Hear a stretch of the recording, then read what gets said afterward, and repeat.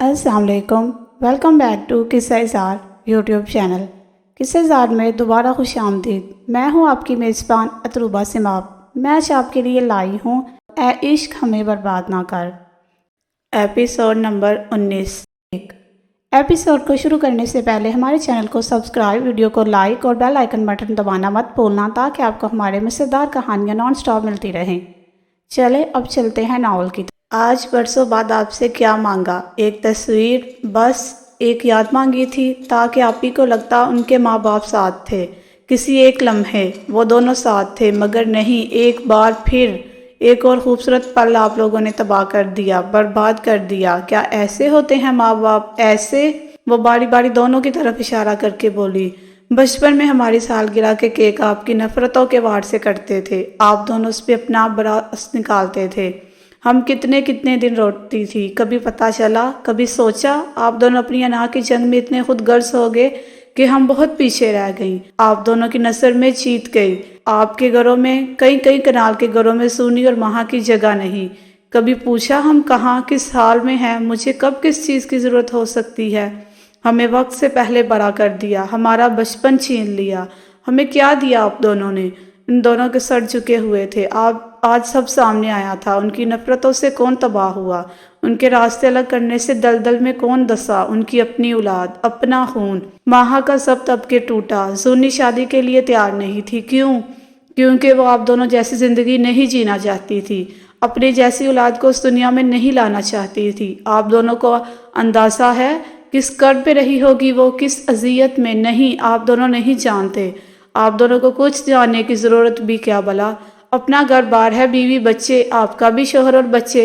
हाँ, ज़ुमान ने तर आंखों से उसे देखा। माहा ने हाथ उठाकर उनको दूर रहने का इशारा किया।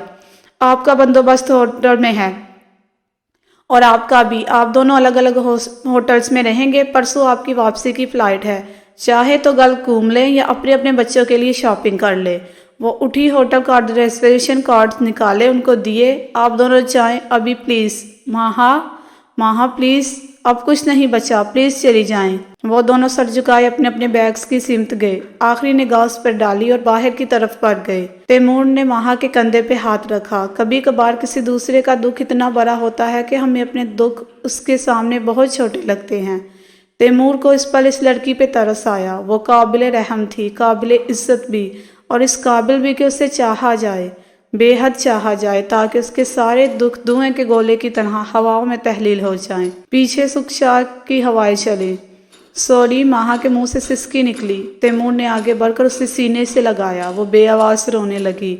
वो टेरेस पर थी जब वो कॉफ़ी बनाकर लाया। रात हो रही थी, उनको गए 2 घंटे हो चुके थे। उसको कप पकड़ाकर वो कुर्सी पे बैठ गया। मुझे तुमने कभी बताया नहीं माहा, तुम दोस्त हो, शेयर कर सकती थी। तैमूर ने शिकवा किया।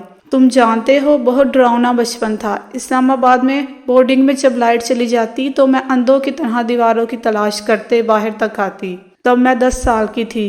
बादल गरजते तो शदीद गर्मी में भी कंबल ओढ़ कर लेट जाती, रोती, सांस घुटन से बंद होता, मगर वहाँ ना मम्मा थी ना बाबा। बहुत डर लगता था मुझे, बहुत। उसकी आंखें दहशत से लाल हो रही थी, जिससे अभी सब कुछ उसके सामने हो रहा हो। मामा बाबा ने अलग अलग शादी कर ली, हमें कभी पैसे की कमी नहीं होने दी। आप ही जब BS में थी तो अमेरिका के लिए बाबा ने स्टडी वीज़ा अप्लाई किया। वो बहुत सहीन थी, वीज़ा लग गया, वो उधर चली गई। मैं इतनी सहीन नहीं थी, या शायद मेरी महरूमियाँ मुझे खा गई। मैं पाकिस्तान ही रही। कभी कभी बाबा मामा से मिलने जाती, मगर रहने की इजाज़त कहीं नहीं थी। छुट्टियों के 2 माह मेरे लिए 2 सदियां होते। एक भी मुझे 1 हफ्ते से ऊपर रखने को तैयार ना होता। तुम रखो, यही चलता रहता। मैं वापस बोर्डिंग, वापस हॉस्टल। वो खलाओं में देखते बात कर रही थी। तैमूर का दिल चाहा आसमां पे चमकते सारे सितारे उस पल उसकी झोली में डाल दे, सारे जहां की खुशियों से उसका दामन भर दे। वो बेहद खूबसूरत लड़की बेहद दुख झेल चुकी थी। आप ही ने जब MBBS किया तो जॉब मिल गई, फिर मैं छुट्टियां उनके साथ गुजारती। वो भी खुश होती, मैं भी, और मुस्तकिल यहाँ। आप ही ने कहा भी उनको मत बुलाओ, मेरी जिद थी। मैं उनकी शादी को उनके लिए यादगार बनाना चाहती थी। मेरी नादानी थी। लोग नहीं बदलते। क्यों नहीं बदलते? वो पूछ रही थी। काफ़ी ठंड हो रही है माहा। तैमूर के पास कोई जवाब नहीं था। उसने सिप लिया, उसे देखा। मैंने इतना एतबार आज तक किसी पे नहीं किया कि अपना आप खोल के रख दूं। کہ وہ مجھے ورق پڑھ لے، صرف تم۔ اظہار تھا اتارتا کیا نہ سمجھا، ہاں مگر اسے اچھا کا بہت اچھا، ہم ایک دوسرے کے ساتھ خوش رہ سکتے ہیں ماہا۔ تیمور نے ہاتھ بڑھایا۔ ہاں، ماہا نے اس کا ہاتھ تھاما۔ تیمور کو لگا مکمل زندگی اسی کو کہتے ہیں، ایک من پسند ساتھی کے ساتھ کافی پیتے ہوئے ہاتھوں میں ہاتھ لیے، جہاں آسمان ستاروں سے بھرا ہو، چاند اپنے جوبن پر ہو، وہی ملے حیات ہوتے ہیں۔ اگلے کئی دن وہ تیمور سے نہیں ملی، ہر روز باہر نکل جاتی اور کبھی کبھار سونی کی طرف، جو کہ ہاسپٹل سے لمبی چھٹی پر تھی، اس کے ساتھ کام کرتی، اس کو کوئی ڈش بنانا سکھاتی اور اس کی ساس کے ساتھ گپ شپ کے بعد رات کو واپس آ جاتی۔ اس نے نہ تیمور کو کال کی، نہ اس کی طرف سے کوئی میسج آیا۔ آج بھی وہ سونی کی طرف تھی، مکس سبزی بنانے کی ترکیب بتانے بلکہ بنا کر دینے کے لیے وہ آئی تھی ماہا۔ وہ اپنے بارے میں کب سوچو کہ بیٹی؟ زونی کی ساس نے استفسار کیا۔ وہ کچھ نہ بولی۔ زونی نے اسے دیکھا، جس کے چہرے پہ سنجیدگی چھائی تھی۔ یہ تمہاری ذمہ داری ہے سونی، بلکہ ہماری بھی۔ اگر اس کی کہیں مرضی نہ ہو تو تم کوئی ڈھونڈو اچھا سا لڑکا۔ ماہا کے ہاتھ سبزی کاٹتے تھم گئے۔ ایک چہرہ سائے کی طرح اس کی آنکھوں کے سامنے لہرایا۔ وہ سوچ میں پڑ گئی۔ ماہا بہت سمجھدار ہے امی، دیکھیے گا اپنے لیے بہت اچھا فیصلہ کرے گی، زونی نے کہا۔ ارے وہ اس کا دوست، وہ بڑا پیارا لڑکا ہے، رہتا بھی ادھر ہی ہے، اس کے بارے میں کیا خیال ہے؟ ماہا کو لگا اس کی پیشانی پسینے سے بھیگ رہی ہے۔ آپی میں یہ گاجر دھوتی ہوں، باقی آپ لے آئیں۔ وہ کہہ کر کچن میں چلی گئی۔ زونی سارا سامان اٹھا کر اس کے پیچھے گئی، سب کچھ وہاں رکھ کر اسے دیکھنے لگی، جو سنک پہ جھکی سبزیاں دھو رہی تھی۔ اگر پسند ہے تو کہہ دو، تم کب سے شرمانے لگی؟ ماہا ہنسی۔ شرما نہیں رہی، ابھی آپ کی شادی ہوئی، ابھی کیسے سوچ لوں؟ تم یہاں نہیں رہتی ماہا، اکیلی ہوتی ہو، ہمیں فکر ہے تمہاری بس۔ زونی نے کہا تو اس نے نل بند کر کے اسے دیکھا۔ وہ بھی تمہیں چاہتا ہے نا؟ سونی نے پوچھا۔ آپ کو نہیں لگتا؟ کہتے ہیں محبت خوشبو کی طرح پھیل جاتی ہے۔ ماہا کا لہجہ سنجیدہ تھا۔ لگتا تو ہے، چلو شادی نہ صحیح منگنی صحیح۔ دیکھو میں کتنی خوش ہوں، یقین کرو اب ہاسپٹل جانے کا دل نہیں کرتا۔ تم جانتی ہو نا میں چھٹی نہیں کرتی تھی، اب دل چاہتا ہے اچھے کھانے بناؤں، اچھے کپڑے پہنوں، سجو سوروں۔ یقین کرو ماہا، زندگی اتنی اچھی کبھی نہیں لگی۔ لگتا ہے ہر درد پہ کسی نے مرہم رکھ دیا ہو۔ اب مجھے کوئی پرانا درد یاد نہیں آتا۔ تم بھی آگے بڑھو، زندگی سے اپنا حق لو۔ ماہا نے سونی کو گلے لگایا۔ اللہ آپ کو خوش رکھے آپی، مجھے آپ کو سکون میں دیکھ کر خوشی ملتی ہے۔ زونی اس سے الگ ہوئی۔ یہی خوشی اب مجھے بھی چاہیے، تاکہ تمہاری طرف سے میں بے فکر ہو جاؤں، پلیز ماہا۔ ماہا نے اس کا ہاتھ تھاما۔ ٹھیک ہے، اس سے بات کرتی ہوں۔ ماہا کی بات پہ سونی خوشی سے چلائی، اسے کس کر گلے لگایا۔ اگلے دن اس نے تیمور کو ملنے کا کہا۔ شام کا وقت طے پایا۔ ایک پارک کے پرسکون گوشے میں بیٹھی وہ اس کا انتظار کر رہی تھی۔ سامنے بیٹھی ایک لڑکی بلی سے کھیل رہی تھی۔ ماہا اسے دیکھے گئی۔ وہ کوئی افریقن تھی، 22 سال کی لمبی سی لڑکی، جس کی گود میں سفید بلی تھی۔ بلی اچھل کر اس کی گود سے اتری، بھاگتی ہوئی کبھی ایک طرف جاتی، کبھی دوسری طرف۔ وہ اس کے پیچھے بھاگتی جا رہی تھی، اسے پکارتی جا رہی تھی۔ پورا پارک چھان مارا، محترمہ یہاں ہے۔ تیمور اس کے پاس بیٹھا۔ آج ٹھنڈ نہیں ہے؟ وہ جیکٹ کی زپ بند کر کے مفلر کو گلے میں درست کر رہا تھا۔ کیا سوچ رہی ہو؟ اس نے اس کی نگاہیں ابھی بھی وہیں اٹکی ہوئی تھی۔ جب پہلی بار کسی نے کوئی جانور پالا ہوگا تو اس کی سوچ کیا ہوئی ہوگی؟ تیمور نے اس کی نگاہوں کے تعاقب میں دیکھا۔ تنہائی، اس نے خود کو کہتے سنا۔ لڑکی اب دوبارہ بلی کو گود میں اٹھا چکی تھی۔ تنہائی۔ ماہا نے اسے کھوئی ہوئی نظروں سے دیکھا۔ جب کسی نے کسی کا ساتھ چھوڑا ہوگا، جب کوئی اپنا کسی سے بچھڑا ہوگا، یا جب کوئی انسانوں سے اکتایا ہوگا، اس نے تب کسی جانور کی طرف ہاتھ بڑھایا ہوگا۔ جانور تو محبت کی زبان سمجھتے ہیں، یوں کسی تنہا انسان نے جانور کو پالنے کی ابتدا کی ہوگی۔ ماہا کو اس کا جواب معقول لگا۔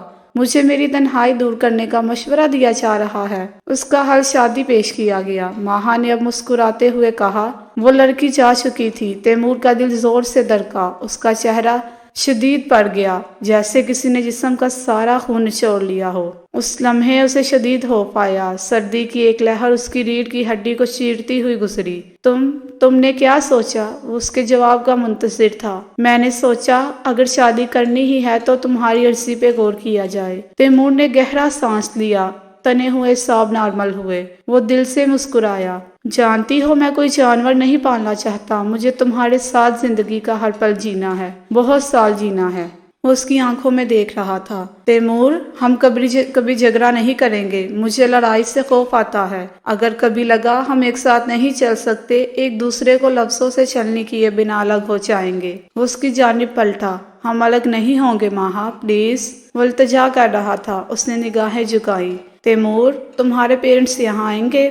تیمور کو پہلا جھٹکا لگا تھا۔ خوابوں کی دنیا سے کسی نے کھینچ کر اسے حقیقت میں لایا تھا۔ اسے یاد آیا پچھلے 2 ماہ سے اس نے گھر کال نہیں کی تھی۔ وہ نئی زندگی میں الجھا تھا، ماہا سے دور ہونے کا خوف، اس کے ساتھ ہونے کی خوشی، وہ سب محسوس کر رہا تھا، مگر یہ ایک پہلو تھا جس پہ اس نے غور نہیں کیا تھا۔ تیمور، ماہا نے پکارا۔ کدھر گم ہو گئے؟ ماہا نے پوچھا۔ اگر وہ نہ آ سکے تو؟ اس نے خدشہ ظاہر کیا۔ تو ہم وہاں جا کر شادی کر لیں گے، ایک اچھی پاکستانی شادی۔ ماہا کی آنکھیں چمک رہی تھی، وہ خوش تھی۔ تیمور نے تھوک نکلا۔ ہم یہاں شادی نہیں کر سکتے کیا؟ لیکن ان کا آنا ضروری ہے۔ وہ کیا سوچیں گے؟ ماہا نے اس سے کہا۔ میرے پیرنٹس بھی تمہارے پیرنٹس کی طرح ہے، فرق یہ ہے وہ لڑتے نہیں اور ایک ساتھ ہے، لیکن ان کا ساتھ ہونا بھی۔ وہ بولا۔ ماہا نے اس کے کندھے پہ ہاتھ رکھا۔ میں نے ساری عمر بابا کو ماں کے پیچھے بھاگتے دیکھا، ان کی ایک محبت بڑی نگاہ کو ترستے دیکھا۔ اماں جان پتھر کی مورت ہے یا کبھی پگھلی نہیں؟ کون کہہ سکتا ہے؟ ان کی لو میرج تھی، ایک دوسرے کے لیے اپنا اپنا گھر بار چھوڑ دیا، ماں باپ چھوڑ دیے۔ ماہا کی آنکھیں حیرت سے پھیل گئیں۔ پھر کیا ہوا؟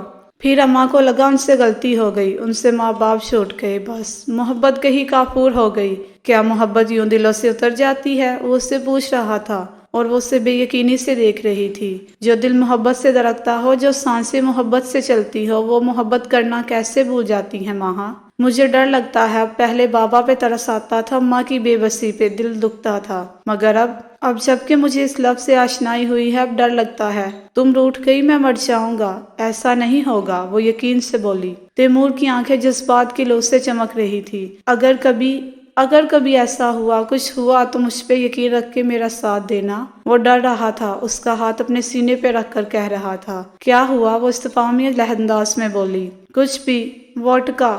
ہاں، میں ساتھ دوں گی اگر تم نے چاہا، وہ اقرار کر رہی تھی۔ وہ اسے اپنے وعدوں کی ڈوریوں میں باندھ رہا تھا، ہر وعدے کے ساتھ، ہر عہد کے ساتھ ڈوری کی پرت کھولتا اور اس کے گرد لپیٹ دیتا کسی حصار کی صورت۔ تیمور کے موبائل کی رنگ بجی تو اس نے اس کے سینے سے اپنا ہاتھ اٹھایا۔ اس نے موبائل نکال کر دیکھا، سامنے گھر کا نمبر جگمگا رہا تھا۔ ہیلو، اس نے فون کال اٹھائی۔ میں کرم داد بول رہا ہوں بیٹا، کیسے ہو؟ دادا کی آواز فون سے ابھری تھی۔ جی میں ٹھیک ہوں، آپ کیسے ہیں؟ خیر ہے نا سب؟ اس سے کچھ عجیب لگا۔ تم کل پاکستان آؤ؟ ان کی بات پہ وہ یکدم کھڑا ہوا۔ اتنی جلدی؟ میں کیسے آ سکتا ہوں دادا جی؟ ماہا اس کی بات سن کر کھڑی ہو گئی۔ وہ چکر کاٹ رہا تھا۔ آ جاؤ، بہت ضروری ہے، تمہاری ماں تم سے ملنا چاہتی ہے، شاید یہ آخری ملاقات ہو۔ ان کی بات پہ وہ ایک دم رکا، اس سے لگا وہ گر جائے گا، وہ چکرا کر رہ گیا۔ فون کان سے چھوٹا، ماہا نے آگے بڑھ کر اسے تھاما، بینچ پہ بٹھایا، وہ جیسے سکتے میں تھا۔ مجھے پاکستان جانا ہے ماہا، اس کی آواز سرگوشی میں ابھری۔ ماہا نے سر ہلایا۔ اماں ٹھیک نہیں ہے، مجھے جانا ہے۔ وہ جلدی سے اٹھا۔ رکو، تم پریشان ہو، اکیلے مت جاؤ۔ میں ٹھیک ہوں، وہاں سے بھاگتا ہوگا۔ ماہا نے اسے جاتے دیکھا، وہی کھڑے کھڑے وہ منظر سے غائب ہو چکا تھا۔ جی تو فرینڈ، کیسی لگی آج کی ایپیسوڈ؟ کمنٹ سیکشن میں ضرور بتائیے گا۔ پھر حاصل ہوں گے ناول کی نیکسٹ ایپیسوڈ کے ساتھ۔ تب تک کے لیے اجازت، اپنا خیال رکھیے گا۔ اللہ حافظ۔